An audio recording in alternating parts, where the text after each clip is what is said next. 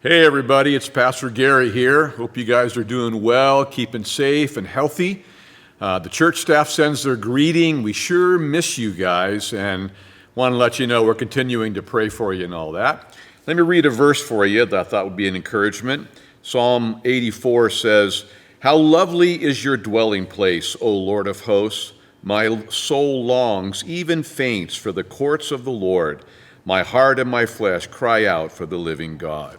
It's a verse that just expresses that desire to be together with God's people in God's presence, worshiping together. So we're missing you guys too, and I think there's something beautiful, something mysterious, something miraculous that happens when we gather together. Remember, Jesus said, when 2 and 3 gathered together, there he is in the midst. So just so you know, as soon as the restrictions lift, we will be ready for you here at church.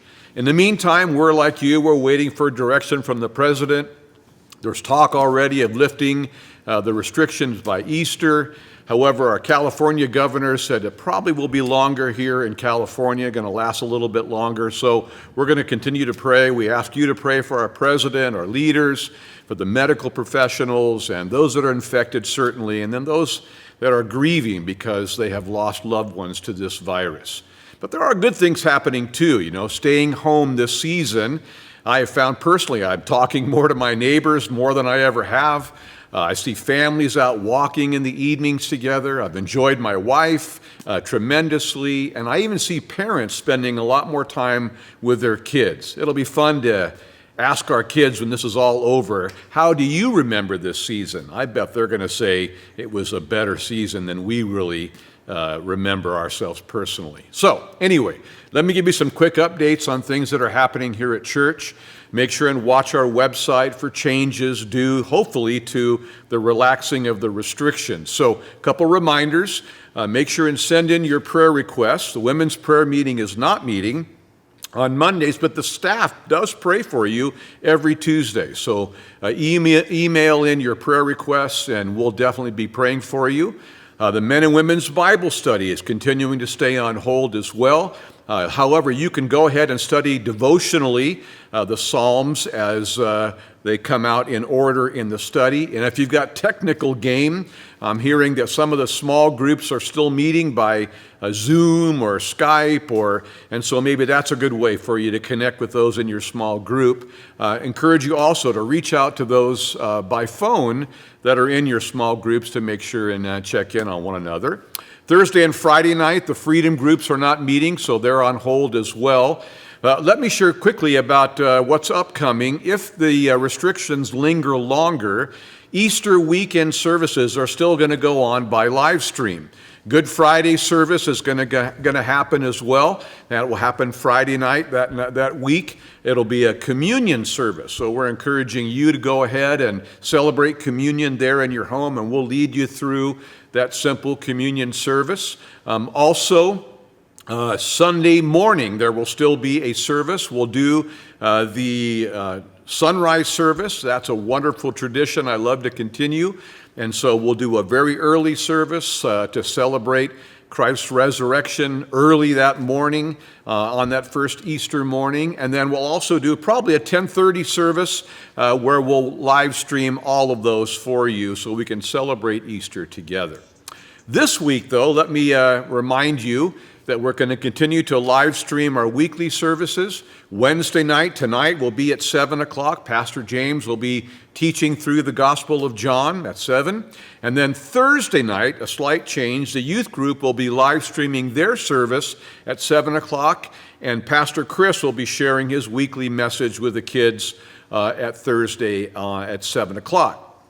Sunday morning, we'll continue at 10:30 a.m. in the morning, where you can enjoy church at home. By the way, last Sunday, we had 270 homes watching the service, and then through the week, more than 800 views of our service happened on our website and our Facebook page. So God is using this season to stir hearts, I believe, And though life temporarily has been interrupted, I'm thinking God is doing something greater in people's lives. Now, this Sunday, we're going to be talking out of Revelation chapter 21. We'll be talking about heaven. I am so glad we're finally here.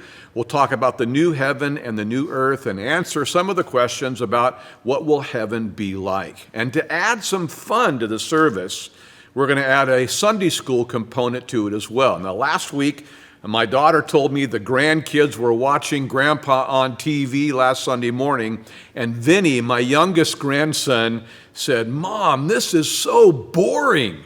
Ow, let me just say, ow. So this Sunday, we're going to make it a little more interactive. So what we'd like you to do is take a picture of your family watching the service on TV, and then email it. We'll provide you with an email on our website. Email it at the beginning of the service, and then by end of the service, Pastor Chris is going to assemble a slideshow so you can watch all the church family sitting around their living rooms watching the church service. Then we're also going to post some Sunday school activity sheets.